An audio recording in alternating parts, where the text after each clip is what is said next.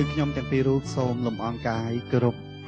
ជូនចំពោះសម្ដេចលោកជំទាវឯកឧត្តមអ្នកអង្គការលោកជំទាវលោកស្នាងកញ្ញាប្រិយមិត្តពុកម៉ែបងប្អូនប្រជាពលរដ្ឋកម្ពុជាទូទាំងប្រទេសនៅក្នុងរាត្រីនេះកម្មវិធីរាត្រីពណ៌ស្វាយបានវិលមកជួបពុកម៉ែបងប្អូនតាមការសន្យាជារៀងរាល់សប្តាហ៍ដែលកម្មវិធីរាត្រីពណ៌ស្វាយគឺជាកម្មវិធីមួយដែលធ្វើការផ្សាយផ្ទាល់ពីអគ្គនាយកដ្ឋានវិទ្យុនិងទូរទស្សន៍បាយ័នបើចាប់ពីវេលាម៉ោង 9 យប់ហើយនៅក្នុងថ្ងៃនេះកម្មវិធីរាត្រីពណ៌ស្វាយក៏នឹងមានផ្ដល់ជូននៅការទេសនាចំពោះលោកអ្នកនឹងមានទាំងការចូលរួមពីសំណាក់តារាចម្រៀងការសន្ទនាបង្ហាញអំពីចំណាប់អារម្មណ៍ឬក៏ប្រវត្តិសិល្បៈឬក៏ជីវិតទូទៅរបស់តារាកិត្តិយសរបស់យើងហើយថ្ងៃនេះគឺបាទបងអូនស្រីបាទហិនច័ន្ទនិរតបាទចូលរួមនៅក្នុងកម្មវិធីរបស់យើងជាលើកដំបូងណាបងអូនដំបូងមានអារម្មណ៍ថារៀងភ័យដែរណាតាមពិតទៅគេថាអត់ភ័យទេក៏ប៉ុន្តែនេះជាកម្មវិធីដែលនេះខ្ញុំអត់ធ្លាប់ចូលទេតែអញ្ចឹងរៀងភ័យហើយមួយយ៉ាងទៀតមិនដឹងថាត្រូវមានសំណួរអីសួរដល់លោកគ្រូអ្នកគ្រូយើងទេចាព្រោះអីកម្មវិធីរបស់យើងគឺចង់បានអ្វីដែលជាការពិតរឿងរ៉ាវពិតអ្វីទាំងអស់ហើយបើនិយាយទៅខ្ញុំក៏មិនមែនជាថាជាពិធីករប្រចាំក្នុងកម្មវិធីដែរប៉ុន្តែដោយតែបងប្អូនបានដឹងថានៅក្នុងរយៈពេលបាទប្រហែលសប្តាហ៍នេះបាទគឺយើងមានភារកិច្ចច្រើនបាទសម្រាប់ក្រុមការងារនៃវិទ្យុនិងទូរទស្សន៍បាយ័នរបស់យើងណាពាក់ព័ន្ធទៅនឹងមូលនិធិបាយ័នអញ្ចឹងក្រុមការងាររបស់យើងមានបែងចែកច្រើនផ្នែកក៏មានខាងប្រតិបត្តិនៅជួរមុខណាបាទគឺដែលដឹកនាំដោយលោកទឹកថាវរិទ្ធដែលជាអគ្គនាយករងនៃវិទ្យុនិងទូរទស្សន៍បាយ័នហ្នឹងគឺដឹកនាំជាមួយនឹងក្រុមការងារហ្នឹងរួមទាំងពិធីការនេះមួយចំនួនហើយអញ្ចឹងយើងចូលរួមជំនួសគ្នាទៅវិញទៅមកហើយថ្ងៃនេះរាត្រីពណ៌ស្វាយក៏នៅតែនឹងផ្ដល់ជូននៅអ្វីដែលជាការទេសនាអ្វីដែលជាទស្សនីយភាពដ៏គួរឲ្យចាប់អារម្មណ៍ជាពិសេសគឺពុកម៉ែបងប្អូនយើងដែលនៅតាមបណ្ដាខេត្តនោះវេលាថ្មនេះគាត់ថាមិនទាន់ចូលសម្រានទេណាព្រោះអីយើងបានទទួលការបង្ហាញជូនពីចំណាប់អារម្មណ៍ថាមានការចូលចិត្តមានការគាំទ្រច្រើនពីសំណាក់បងប្អូនជាពិសេសនោះគឺលោកអ៊ំលោកពូលោកមីងតែម្ដងណាចាក្រោយពីទទួលទាននៅអាហារពេលល្ងាចហើយបានទស្សនាជាមួយនឹងព័ត៌មានជាតិអន្តរជាតិចាបានទស្សនាជាមួយនឹងទស្សនីយភាពចាពីកម្មវិធីថាមមនុស្សលោកចាដែលបានបង្ហាញជាមួយនឹងភាពសប្បាយរីករាយចាជាពិសេសគឺរឿងកំប្លែងខ្លីៗជាច្រើនហើយបន្ទាប់ពីថាមមនុស្សលោកមកគឺចូលដល់កម្មវិធីរាត្រីពណ៌ស្វាយវិញម្ដងបាទគឺសិតតែផ្សាយផ្ទាល់ទាំងអស់ណាចាអរគុណច្រើនសម្រាប់គណៈពេលនេះកម្មវិធីរបស់យើងនឹងបង្ហាញជួនជាមួយនឹងវត្តមានចាតារាកិត្តិយសនៅក្នុងសប្តាហ៍នេះចាដូច្នេះសូមអញ្ជើញលោកអ្នកទស្សនាជាមួយនឹងកម្មវិធីរបស់យើងចាសូមជម្រាបសួរបាទលោកគ្រូហួរឡាវីនិងអ្នកបងសួនចន្ទថាបាទសុខសប្បាយទេលោកគ្រូបាទសុខសប្បាយធម្មតាអ្នកបងចាសុខសប្បាយធម្មតាចាបាទតែមុននឹងបន្តមួយគាត់ក៏កុំភ្លេចជួបជាមួយនឹងលោកគ្រូរបស់យើងដែរណាបាទលោកគ្រូបាសប្តាហ៍ហ្នឹងដូចយើងទឹកមុខសោះថ្លាល្អណាលោកគ្រូណាសុខសប្បាយទេជំរាបសួរបាទស្រស់ថ្លាមែនទែនព្រោះបានឧបត្ថម្ភបងស្រីប៉ារ៉ាឌីមកហើយដល់ហើយយើងនឹកឃើញក៏ពិភាក្សាគ្នាថាឥឡូវយើងបានអាវអ៊ុយនីហ្វមចឹងយើងនាំគេកាត់ខោសមួយទៀតទៅឲ្យដូចគ្នា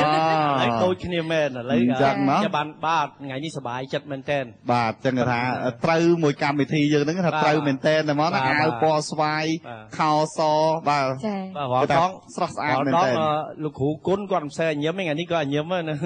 ថ្ងៃនេះគាត់ថាសប្បាយចិត្តទេគាត់ឃើញញញឹមគាត់ថាគាត់មិនបានជាវាចាយទេតែបានញញឹមបាទបាទអញ្ចឹងនៅក្នុងថ្ងៃនេះបាទយើងក៏បានជួបនៅអារម្មណ៍បាទនៃបាទតន្ត្រីក៏ដូចជាបាទតារាកិត្តិយសរបស់យើងគឺសិតតែមានថាទឹកចិត្តសប្បាយរីករាយទេបាទហើយឥឡូវនេះយើងទៅជួបជាមួយនឹងបាទរឿងរ៉ាវនិងសកម្មភាពផ្សេងដែលទើបតែកើតមានឡើងអីចឹងណាចំពោះបាទភ្ញៀវកិត្តិយសរបស់យើងទាំងពីររូបបាទគឺលោកគ្រូហួរឡាវីនិងអ្នកបងសួនចន្ទថាបាទមានសំណួរអ្វីចង់សួរគាត់ទេរត់ចាមិនអត់ទាន់សួរបងស្រីថាសុខសប្បាយទេសុខសប្បាយធម្មតាចាឃើញថានេះខ្ញុំបានទស្សនាតាមតែកញ្ចក់ទូទស្សន៍ទេអត់ដែរបានឃើញបងនៅក្រៅទេចាហើយឃើញបងនៅក្រៅតដែរអត់មានផ្លាស់ប្ដូរអីទេចាបងមានវិធីសាស្ត្រក្នុងការថែរក្សាសម្ផស្សហ្នឹងយ៉ាងម៉េចខ្លះដែរអូការថែសម្ផស្សបាទថែវ័យទៀតណាបងណាថែវ័យទៀតបើនិយាយថាថែរៀងនឹងឆ្ងាយណាថែវ័យបងថែវ័យថែសម្ផស្សហ្នឹងនិយាយបានបើថារឿងថែរៀងអត់ហ៊ាននិយាយខ្លាច ខ្មាស់ប្អូនចាថែសំផស្សគឺតាមកំណត់របស់ខ្ញុំចាមុនចូលគេងយើងញ៉ាំទឹកក្តៅអ៊ុនៗមួយកែវចាមួយកែវហ្នឹងគឺយើងគេងទៅដូចថាយល់សពល្អអីអញ្ចឹងទៅណាហើយវាមានជាតិសំណើមស្បែកយើងណាចាឲ្យក្រៅពីគេងក៏យើងត្រូវទទួលទានទឹកដូចថាមួយកែវចាដើម្បីចាពេលព្រឹកព្រលឹមឡើងកែវធំអញ្ចឹងមកយើងញ៉ាំមកដង្ហើមអញ្ចឹងទៅហើយធ្វើឲ្យស្លេះនេះយើងជាអ្នកចម្រៀងទេណាតែបើមិនមែនអ្នកចម្រៀងធ្វើតាមក៏ល្អដែរមិនមែនថាសំខាន់ទៅលើអ្នកចម្រៀងទេចាអញ្ចឹងហើយពេលថ្ងៃយើងគេងកន្លះម៉ោងឬ20នាទីអញ្ចឹងទៅដើម្បីកុំឲ្យមុខយើងឆាប់ជាប់ចាតាមពិតទៅជាមិនជាពិបាកអីទេណាតែប៉ុន្តែសំខាន់គឺត្រូវប្រតិបត្តិឲ្យបានខ្ជាប់ខ្ជួនចាតាមតែអញ្ចេះ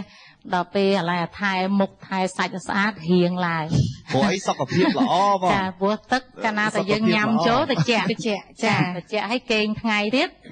ចាឡើងចាចឹងថាឥឡូវថែស្បែកថែមុខថែសាច់ថែរៀងកុំនិយាយរៀងបាទចាបាទហើយនៅក្នុងពេលបច្ចុប្បន្ននេះតើថាថ្មីកន្លងផុតឬក៏គម្រោងទៅពេលឆាប់ខាងមុខអីចឹងណាតើបងមានគម្រោងនឹងចេញទៅសម្ដែងឬក៏ច្រៀងនៅឯស្រុកក្រៅដែរទេបងចានាងខ្ញុំចេញទៅថ្ងៃទី28ខែ3ទៅបារាំងទៅប្រទេសបារាំងជាមួយលោករិនសាវេតចូលឆ្នាំខ្មែរចាឲ្យបងប្អូនខ្មែរយ៉ាងទីនោះគាត់រាំរែកចាំមើលទៅដល់កសួយសួររឿងព្រះវិហារនឹងមកសង្ស័យចាហើយបារាំងជាលើកទីប្រមាណហើយបងចាបើខ្ញុំទៅជើងនឹងទៀតលើកទី5លើកទី5អូចឹងគ្រាន់តែបារាំងមួយគឺ5លើកហើយនៅសល់ប្រទេសផ្សេងទៀតបើថាសរុបទៅប្រហែលជាចូលលើស10ដងហើយបងហ៎ចាលើសហើយណោះចាហើយទៅនឹងសំដែងចារយៈពេលប្រហែលជាប្រហែលសប្តាហ៍ប្រហែលខែដែរបងចាទៅតែមួយខែទេទៅតែមួយខែទេតែមួយខែបើសិនជាវីសាកាណាដាជាប់អាហ្នឹងយើងឆ្លងទៅកាណាដាបន្តទៅទៀតតែម្ដងចាព្រោះខ្មែរយើងដូចថាសិល្បៈខ្មែរយើងមានបញ្ហារឿងវីសាចានៅប្រទេសជិតខាងគេមិនអោយទៅចាឥឡូវយើងអាចទៅបន្តនៅប្រទេសទី3ចាប្រទេសបារាំងគេឲ្យចូលទៅកាណាដាចាបងស្រីអាចសរុបបានទេថាសម្រាប់ការដែលចេញទៅសម្ដែងចេញទៅច្រៀងនៅប្រទេសក្រៅហ្នឹងរាប់ជាប្រទេសបានប្រហែលប្រទេសហើយចាខ្ញុំទៅបានអាមេរិកចាហើយបារាំងញូហ្សេឡង់ហើយអូស្ត្រាលី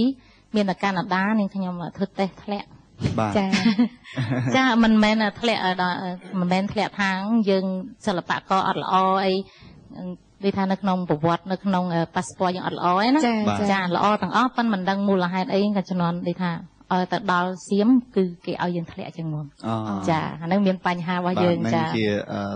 លក្ខខណ្ឌមួយផ្សេងដែលយើងគឺណាយើងពិបាកពិចារណាស៊ីជម្រៅដែរប៉ុន្តែអត់តែសិល្បករចូលគឺធ្លាក់ទាំងអស់ចឹងចាអញ្ចឹងឥឡូវមានផ្លូវយើងទៅបារាំងចាឬក៏យើងទៅវៀតណាមបានគេឲ្យយើងទៅកាណាដាបាទបាទយល់បងណាបាទឥឡូវនេះចង់ទៅជួបជាមួយនឹងបាទលោកគ្រូហូឡាវីវិញបាទតែអញ្ចឹងមិញបានជំរាបសួរពីសុខទុក្ខហើយលោកគ្រូក៏ថាសុខសប្បាយជាធម្មតាទេណាលោកគ្រូណាបាទកិច្ចការងារនៅពេលបច្ចុប្បន្ននេះឮសូរថាដល់លោកគ្រូក៏នៅតែបំពេញកិច្ចការងារពាក់ព័ន្ធទៅនឹងវិស័យសិល្បៈជាពិសេសហ្នឹងគឺលើការច្រៀងនេះតែម្ដងនៅទាំងថាច្រៀងហើយនឹងអនុវត្តដោយខ្លួនឯងហើយជាពិសេសនោះក៏មានការបង្ហាត់បង្រៀនទៅដល់សិស្សផងដែរអញ្ចឹងចង់សួរពីការបង្ហាត់បង្រៀនវិញតើសប្តាហ៍ថ្ងៃនេះលោកគ្រូបង្រៀននៅកន្លែងណាហើយកូនសិស្សហ្នឹងពួកគាត់ហ្នឹងបានចូលរួមយ៉ាងដូចមិនដេចខ្លះដែរបាទសប្តាហ៍ថ្ងៃនេះគឺខ្ញុំបង្រៀនសិស្សនៅក្លឹបតារាមាសបាទហើយម្យ៉ាងទៀតក៏មានសិស្សមួយចំនួនច្រើនដែលចូលចិត្តថាខ្ញុំបង្រៀនទៅឃើញថាបាទមានទៅមុខជឿនលឿនណាដូច្នេះគេប្រាប់តគ្នាទៅក៏នាំគ្នាមករៀនច្រើនបាទលោកគ្រូអញ្ចឹងនៅពេលដែលលោកគ្រូបង្រៀនហ្នឹងបង្រៀនតែសិស្សដើម្បីច្រៀងនៅបទចម្រៀងបែបសម័យពីដើមឬក៏បង្រៀនឲ្យសិស្សនេះច្រៀងនៅបទចម្រៀងសម័យបច្ចុប្បន្នដែរបាទពីមុនខ្ញុំបង្រៀនបទពីដើមមែនក៏ប៉ុន្តែដល់សិស្សយើងវាច្រើនតែនិយមតែបទថ្មីបាទដូច្នេះសូមឲ្យខ្ញុំជួយបង្រៀនបទថ្មីផងចាដូច្នេះខ្ញុំមានបច្ចេកទេសក្នុងការដែលខ្ញុំច្រៀងខ្ញុំប្រើសំឡេងប្រើដង្ហើមវាមិនគឺខ្ញុំបានបង្រៀនទៅឲ្យសិស្សអស់ហើយចា ណាមួយខ្ញុំក៏អាយុក៏ច្រើនដែរចានឹងជាថ្ងៃណាដួលទៅនឹងបានជប់ចាឆ្នាំនេះលោកគ្រូមានអាយុប្រហែលដែរលោកគ្រូចូល65ហើយ65ហើយ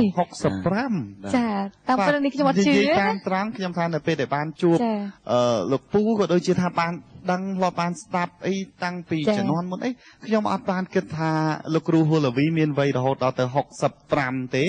អត់បានគិតតែត្រឹម50ជាងអ្នកបងយល់អញ្ចឹងទេអ្នកបងសួរចិនថាចាខ្ញុំប៉ុន្តែនាងខ្ញុំមិនបាច់យល់ទេព្រោះដូចលោកឪពុកហើយធ្លាប់តាំងពីលោកឪពុកលេងល្ខោននៅបាត់ដំបងណាចាពេលខ្វះកូនកសិករ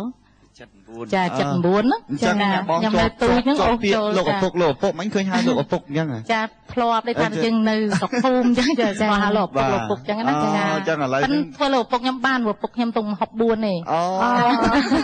ចាបាទសុំសួរ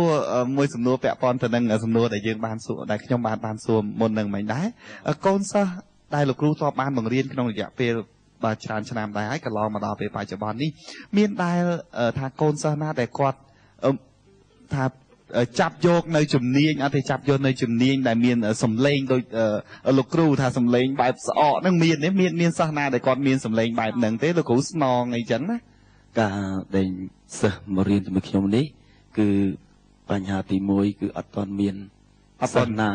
ឲ្យសម្លេងបានស្អកដូចខ្ញុំទេក៏ប៉ុន្តែគាត់ថាយើងបង្ហាត់បច្ចេកទេសបាទបច្ចេកទេសច្រៀង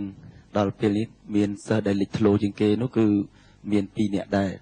នៅនឹងបាទគឺលោកប៊ុនសាក់ហើយនឹងកែវវាសនាប៊ុនសាក់ហើយនឹងកែវវាសនាដែលជាអ្នកចម្រៀងពេលបច្ចុប្បន្នរបស់យើងដែរណាបាទបើនិយាយទៅបទជំនាន់ហ្នឹងបើនិយាយទៅបងអូនស្រីរត់ប្រហែលជានៅកុមារីនៅឡើយទេមើលទៅណាតាំងពីជំនាន់បទអីគេអាឡៃអូនណាអាឡៃអូនចាតាំងពីឆ្នាំប្រហែលដែរលោកគ្រូអាឡៃអូនគឺនៅឆ្នាំ1995ខ្ញុំអាយុបាន5ឆ្នាំឆ្នាំមកໄວ90យ៉ាងខ្ញុំធ្លាប់ច្រៀងចា5ឆ្នាំហ្នឹងអ្នកណាមិនស្គាល់បទលោកគ្រូចាទៀតទេហើយមានបានធ្វើសម្លេងស្អកចឹងដែរទេបើសម្លេងស្អកអត់បានទេប៉ុន្តែបើសម្លេងស្រីឲ្យខ្លាំងបានអូអញ្ចឹងខ្លាំងផងណាបាទរឿងថារឿងច្រៀងរឿងអីហ្នឹងកុំភ្លេចលោកគ្រូបាគាត់អាចជួយបានគ្រប់បែបយ៉ាង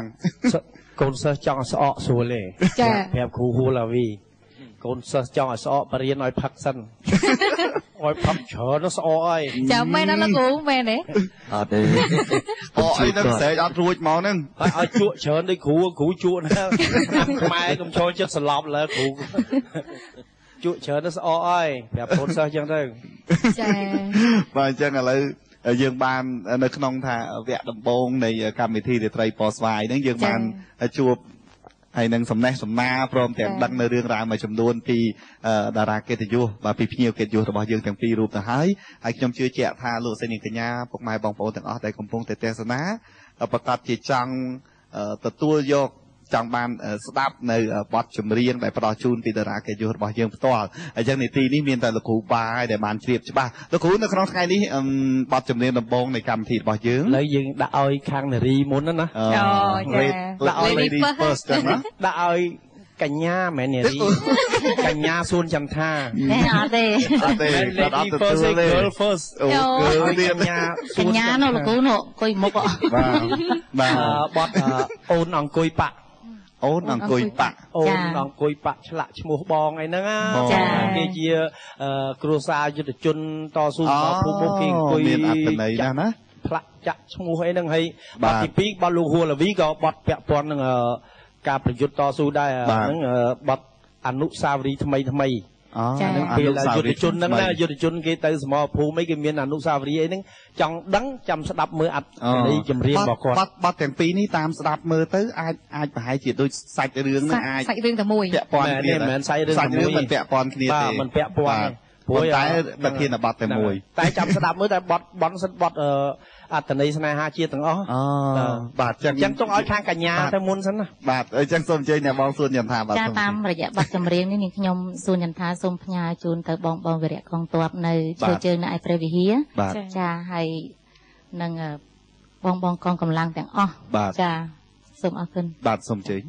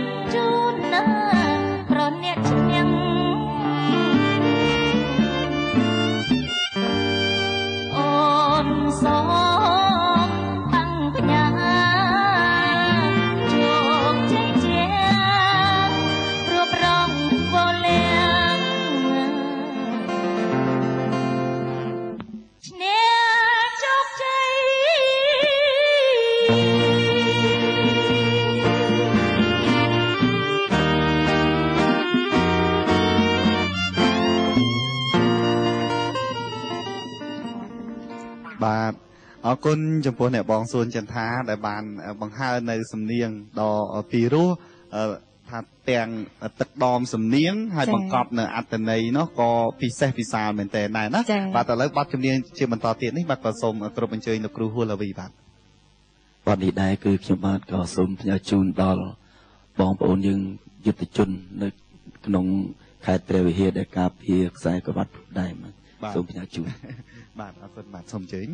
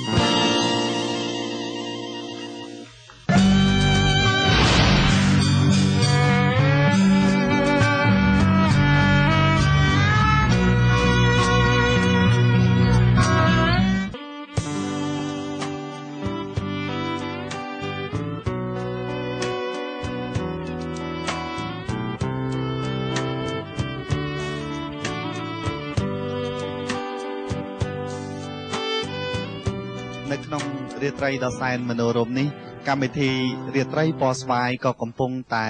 ផ្ដល់ជូននៅចំណីអារម្មណ៍ក្នុងការទេសនាទៅដល់បងប្អូនប្រជាពលរដ្ឋកម្ពុជារបស់យើងគ្រប់រូបហើយជាពិសេសបំផុតនោះគឺ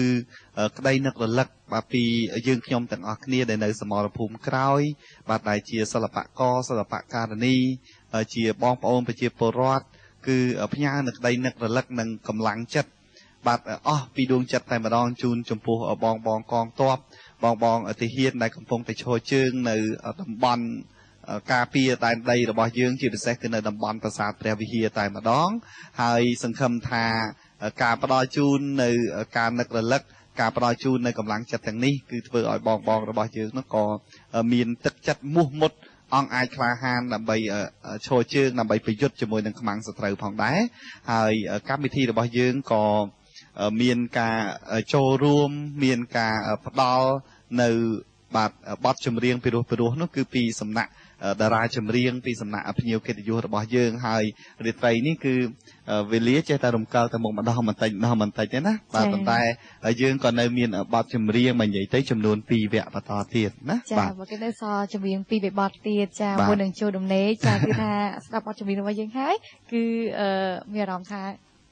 សប្បាយរីករាយមួយនឹងចូលគេងអញ្ចឹងអារម្មណ៍សោះស្លាប់លឹមឡើងទៅធ្វើមិនទៅធ្វើការចាអាចមានដំណើរកំសាន្តទៅរមណីយដ្ឋានផ្សេងចាព្រោះស្អែកហ្នឹងគឺជាថ្ងៃអាទិត្យអីអញ្ចឹងគាត់អាចធ្វើដំណើរទៅរមណីយដ្ឋានដូចជាទៅខេត្តបរសេនុចាទៅគិរីរំមួយលេងអញ្ចឹងណាដើម្បីលំហែកាយថ្ងៃចុងសប្តាហ៍ចាបាទអញ្ចឹងស្នាមញញឹមមុនចូលគេងគឺល្អប្រសើរអត់ឲ្យពេលជើមិនថាចូលគេងតែញញឹមរហូតទេណាអូខេទាំងញញឹមទេអានេះសង្ស័យយល់សពទេបាទឥឡូវនេះខ្ញុំបានទទួលនៅព័ត៌មានមួយបាទដែលតាមរយៈមិត្តភ័ក្តិទេណាបាទដែលបានតាក់ទងមកខ្ញុំបាទដោយសារគាត់រស់នៅខាងតំបន់ខាងខេត្តព្រះវិហារហ្នឹងណានៅតំបន់និយាយទៅជាតំបន់ដែលពេលបច្ចុប្បន្ននេះដូចជាសមរភូមិមួយអញ្ចឹងណាបាទហើយគាត់បានប្រាប់មកខ្ញុំថាគាត់បានឃើញរថយន្តរបស់មូលនិធិបាយ័នរបស់យើងហ្នឹងណាបាទមានគ្រោះថ្នាក់បាទគឺជួបនៅហេតុការណ៍មិនល្អបាទជួបនៅហេតុការណ៍មិនល្អប៉ុន្តែគាត់ក៏អត់បានជ្រាបច្បាស់ថាជាហេតុការណ៍ដែលដល់កម្រិតណាដែរដល់អញ្ចឹងនៅពេលដែលខ្ញុំបានទទួលព័ត៌មានហ្នឹងខ្ញុំក៏ខំព្យាយាមតាក់ទងដើម្បីសួរឲ្យបានដឹងពីព័ត៌មានលម្អិតហ្នឹងណាពីផុតក៏បានដឹងអំពីក្រុមការងាររបស់យើងហ្នឹងថាពិតជាបានជួបនៅហេតុការណ៍មិនល្អហ្នឹងមែនរថយន្តនៃមូលនិធិបាយ័នរបស់យើងពិតជាបានជួបមែនប៉ុន្តែជាសំណាងល្អបាទគឺមិនមានគ្រោះថ្នាក់ធំដុំការថាគ្រោះថ្នាក់ទៅដល់បាទបុគ្គលិករបស់យើងក្រុមការងាររបស់យើងឬក៏ថាខូចខាតនៅសម្ភារៈនៅអំណោយនៅអីហ្នឹងធ្ងន់ធ្ងរអីទេណាប៉ុន្តែបានជួបតែនេះគឺជារឿងមួយដែលយើងគួរតែជ្រាបហើយនឹងស្វែងយល់ទាំងអស់គ្នាប៉ុន្តែក៏សប្បាយចិត្តដែរនៅពេលដែលបានថាអត់មានគ្រោះថ្នាក់អីធំដុំព្រោះអីថាយើងសមរភូមិអញ្ចឹងគឺជាកន្លែងមួយដែលសកម្មណាទាំងដំណើរទាំងកិច្ចការងារទាំងអស់អញ្ចឹងអាចមានណាអាចមានជួបហើយយើងបានជួបមែនប៉ុន្តែសំណាងល្អគឺយើងអត់មានជួបនៅរឿងរ៉ាវអីធ្ងន់ធ្ងរបាទអញ្ចឹងយើងខ្ញុំទាំងអស់គ្នានៅក្នុងកម្មវិធីរាត្រីពណ៌ស្វាយទាំងមូលក៏ដូចជាស្ថានីយទូរទស្សន៍បាយ័នទាំងអស់ក៏ដូចជាបងប្អូនប្រជាពលរដ្ឋទាំងអស់ដែលនៅសមរភូមិក្រោយនេះតែម្ដងបាទសូមលើកដៃបួងសួងមកដល់ទេវតាវត្ថុស័ក្តិសិទ្ធិទាំងអស់បាទគឺសូមជួយឃុំគ្រងនិងថែរក្សាបាទបងដែលជាកងទ័ពហើយក្រុមការងាររបស់មូលនិធិបាយ័នដែលកំពុងតែប្រតិបត្តិហ្នឹងគឺសូមជួបប្រទះតែសំណាងល្អបាទគឺជ័យជំនះហើយនឹងជោគជ័យថាសត្រូវខ្មាំងសត្រូវអីទាំងអស់ហ្នឹងសូមឲ្យបរាជ័យហើយចឹងសង្ឃឹមថាយើងនឹងរួមគ្នាក្នុងនាមជាខ្មែរនេះគឺនឹងបាទពួតដៃគ្នាសាមគ្គីគ្នាដើម្បីធ្វើយ៉ាងណាឲ្យប្រទេសជាតិរបស់យើងអភិវឌ្ឍទៅមុខហើយថិតថេរនៅលើទឹកដីដ៏មានន័យនេះបាទចាអរគុណច្រើនចាឥឡូវនេះយើងត្រឡប់មកចូលនៅក្នុងកម្មវិធីរបស់យើងជាបន្តទៀតសម្រាប់កម្មវិធីរាត្រីពណ៌ស្វាយក៏មានជាមួយនឹងសំណួរជាច្រើនដើម្បីសាកសួរដល់ចាស់ភ្ញៀវកិត្តិយសរបស់យើងចាចង់សួរលោកគ្រូបន្តិចមកដល់សប្តាហ៍ថ្ងៃនេះលោកគ្រូមានដែរគិតថាសម្លេងរបស់លោកគ្រូមានការប្រែប្រួលអីទេលោកគ្រូអានេះគឺបើតាមសម្លេងរបស់ខ្ញុំមិនអាចបានស្មានត្រូវទេបាទតោះតែបងប្អូនយើងទស្សនិកជនយើងទាំងអស់ស្ដាប់ណា ថាសំឡេងខ្ញុំពីដើមមកសំឡេងឥឡូវវាយ៉ាងម៉េចអាហ្នឹងបាទគាត់ថាខ្ញុំគាត់ដឹងខ្លួនថាខ្ញុំចាស់ឥឡូវវ័យកាន់តែចាស់ហើយសំឡេងក៏កាន់តែខ្សោយបន្តិចដែរបាទបើថាអញ្ចឹងពាក់ព័ន្ធនឹងសំណួរនឹងដែរចង់ជម្រាបសួរថាពាក់ព័ន្ធទៅនឹងសំឡេងតែម្ដងលោកគ្រូណាអញ្ចឹងយើងតែងតែបានស្ដាប់ហើយថាបទចម្រៀងតាំងទសវត្សរ៍ដូចជា90ជាងកាលនឹងលោកគ្រូណោះបទដែលថាចាប់ផ្ដើមមានការគ្រប់គ្រងពីសំណាក់បងប្អូនយើងថាទូទាំងប្រទេសបទនឹងប្រកាសជាស្គាល់ថាក្មេងៗទូចក៏ចេះច្រៀងឲ្យទាំងអស់នៅចំនួនបទហ្នឹងណាអញ្ចឹងគឺបទទាំងនោះគឺសុទ្ធតែលោកពូបានប្រើនៅសំឡេងច្រៀងលក្ខណៈបែបស្អកអញ្ចឹងស្អកហ្នឹងមានន័យថាលោកគ្រូច្រៀងដើម្បីឲ្យស្អកឬក៏ថាសំឡេងហ្នឹងនៅពេលដែលច្រៀងចេញមកគឺពីកំណើតទៅមកស្អកចឹងតែម្ដងហើយអាចច្រៀងឲ្យអត់ស្អកបានដែរចំណុចនេះចង់ជំរាបសួរលោកគ្រូតាមការពិតទៅការពិតទៅសំឡេងខ្ញុំពីដើមអត់ស្អកទេបាទដល់ខ្ញុំធម្មតាយើងច្រៀងបាពីដើមស្រុកពីសង្គមណាបាទយើងសំណនពីសង្គមរៀនយំហ្នឹងច្រៀងបាយប់អត់ល្ងុយទៅភ្លឺចឹងបាទកាលយើងជួបពួកម៉ាក់ចឹងទៅមិត្តភ័ក្តិចឹងទៅញ៉ាំទៅហួសពេលហួសអីខានសម្រាប់ទៅបាទដល់ធ្វើអត់យើងបានសម្រាប់ពេញកម្លាំងណាបាទវាទៅជាស្អកចឹងស្អកបាទប៉ុន្តែខ្ញុំជឿជាក់ថារឿងហ្នឹងមិនមែនតែលោកគ្រូទេណាសិល្បករសិល្បករនេះលោកក៏បានជួបដែរប៉ុន្តែយ៉ាងណាទៅគាត់ស្អកតែមួយថ្ងៃពីរថ្ងៃគាត់លេងស្អកវិញទេលោកគ្រូស្អកមកដល់ឥឡូវនេះពេលឥឡូវគាត់តែនិយាយក៏យើងឃើញគាត់ស្អកដែរចាណាមួយការពិតទៅណាមួយគឺខ្ញុំច្រើនតែនិយមច្រៀងនៅបទដែលតឹងស្រែកដល់ពេលស្រែកខ្លាំងមែនតែនទៅសំឡេងហ្នឹងគឺទៅជាសំឡេងមួយដែលគួរឲ្យចាប់អារម្មណ៍វិញបាទសំឡេងអស់មែនតែហើយម្យ៉ាងទៀតហ្នឹងគឺការដែលខ្ញុំចាប់បង្រៀនសិស្សនៅឆ្នាំ2004ហ្នឹងមកគឺយើងបង្ហាត់ធម្មតាយើងស្រែកឲ្យគ្នាស្រែកតាមបាទតែយើងខំស្រែកទៅវាស្អកទាំងខ្លួនយើងនឹងទាំងដើមចាលោកគ្រូដែលបង្ហាត់សិល្បៈខ្ញុំឃើញច្រើនតែស្អករត់ស្គាល់លោកគ្រូមួយដែលគាត់បង្ហាត់របាំនៅយើងនេះណាឲ្យខ្ញុំទៅនិយាយមកគាត់និយាយមករៀងសើខ្ញុំអញ្ចឹងព្រោះអីគាត់បង្ហាត់របាំហ្នឹងគឺស្អកជាងគេបំផុតហើយព្រោះអីសោះត្រូវខុសកន្លែងណាអញ្ចឹងគាត់ត្រូវទៅកាច់ត្រូវទៅនិយាយបញ្យល់ណាគឺស្រែកហ្មងនិយាយតែដល់សំឡេងពិតគាត់អត់អីទេហ្មងសំឡេងពិតគាត់អត់អីទេប៉ុន្តែជាទូទៅគឺក្នុងរយៈពេលដែលគាត់បង្ហាត់ហ្នឹងគឺគាត់តែនិយាយអត់ទៅរួចហ្មងចាចង់សាកសួរមួយសំណួរទៀតបងដែរលោកគ្រូនៅពេលដែលលោកគ្រូបង្ហាត់បង្រៀនសិស្សរបស់លោកគ្រូតើលោកគ្រូបង្ហាត់ជាលក្ខណៈសំឡេងស្អកตั้งតែម្ដងទៅកូនសិស្សឬក៏យ៉ាងម៉េចដែរអត់ទេយើងឲ្យច្រៀងសំឡេងធម្មតាបាទបទដែលធូនេះគឺអត់ស្អកទេច្រៀងទៅស្ដាប់បានដល់កណាបទតឹងអានឹងស្អកបាទការបង្ហាត់សិស្សអានឹងនៅលើបច្ចេកទេសគឺខ្ញុំបង្ហាត់តាមបច្ចេកទេសដែលខ្ញុំមានបាទហើយណាមួយក៏ខ្ញុំក៏ពីដើមមកមិនដែលបានហាត់រៀននៅសាលាគេដែរទេដែលចេះច្រៀងនេះនោះបាទដោយខ្ញុំដោយខ្លួនឯងដោយពីកំណើតបាទហើយណាមួយគាត់ថាចាស់ទុំពីដើមគាត់ទៅជួយប្រាប់បញ្យលអីតិចតួចគាត់ប្រាប់របៀបច្រៀងណាដូចជា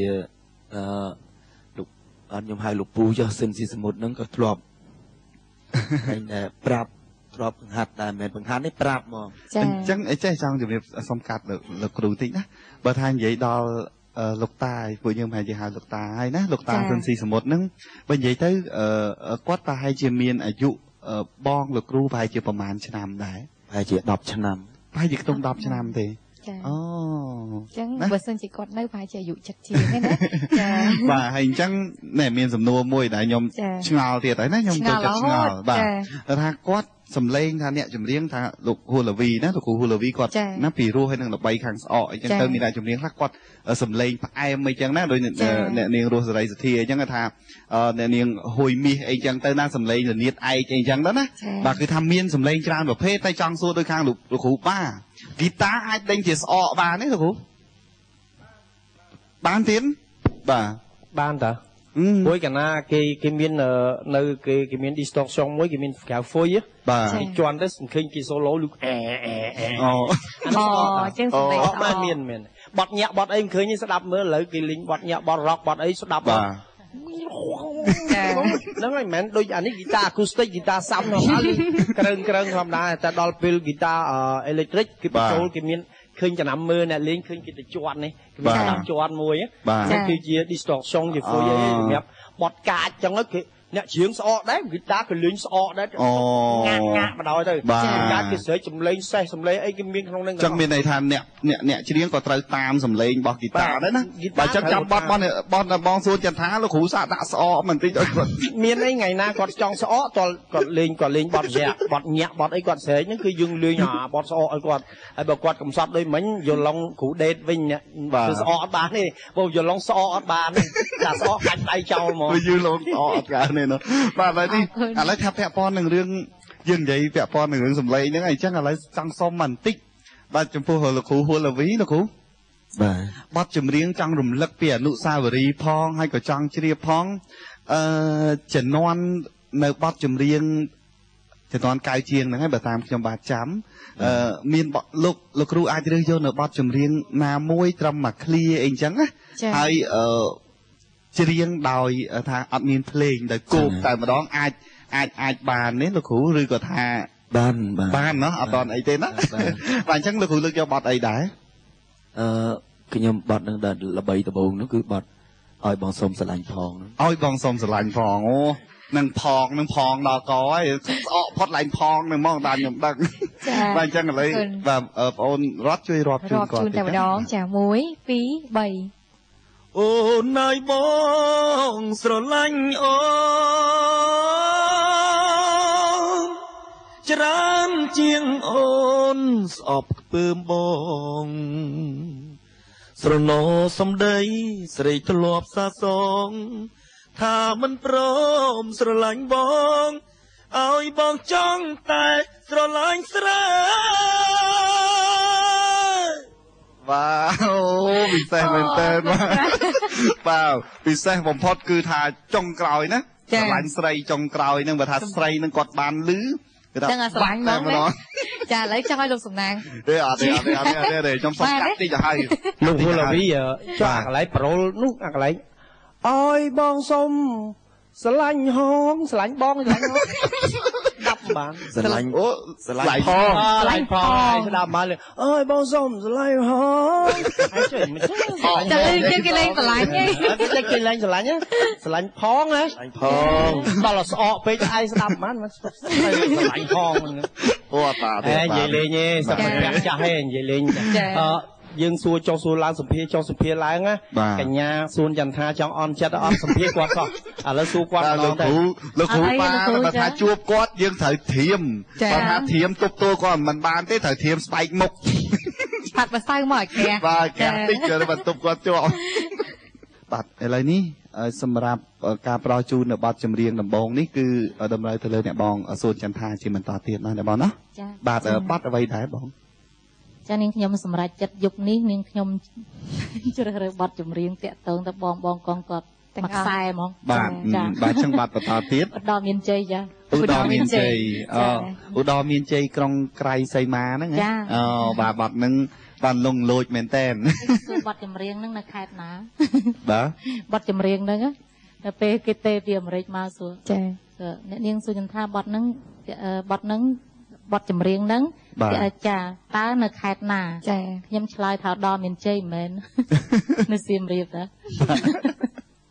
ចាបាទហ្នឹងគឺប្រវត្តិនៃបទចម្រៀងណាបាទឥឡូវនេះក៏បងប្អូនរបស់យើងទស្សនិកជនមកនិយាយចង់ជ្រាបបាទអញ្ចឹងសូមអញ្ជើញបងផ្ដល់ជូនតែម្ដងបាទ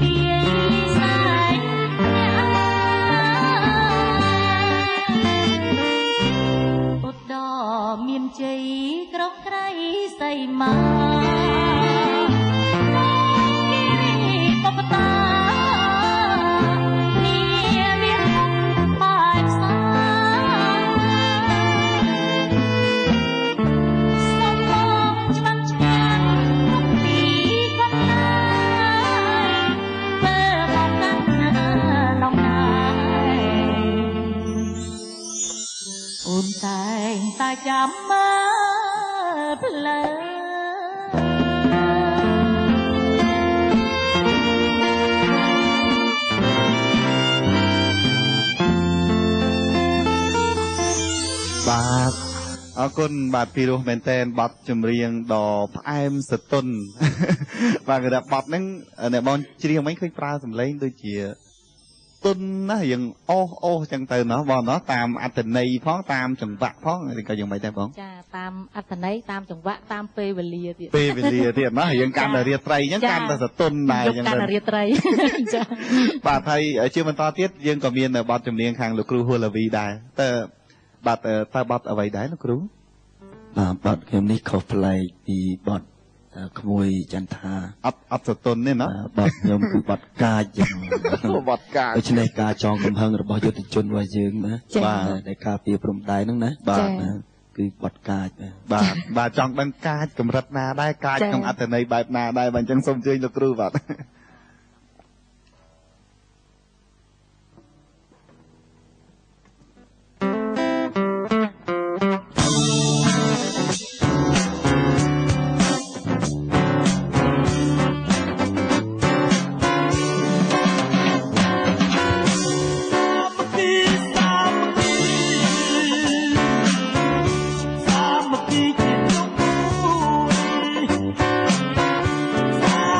Let's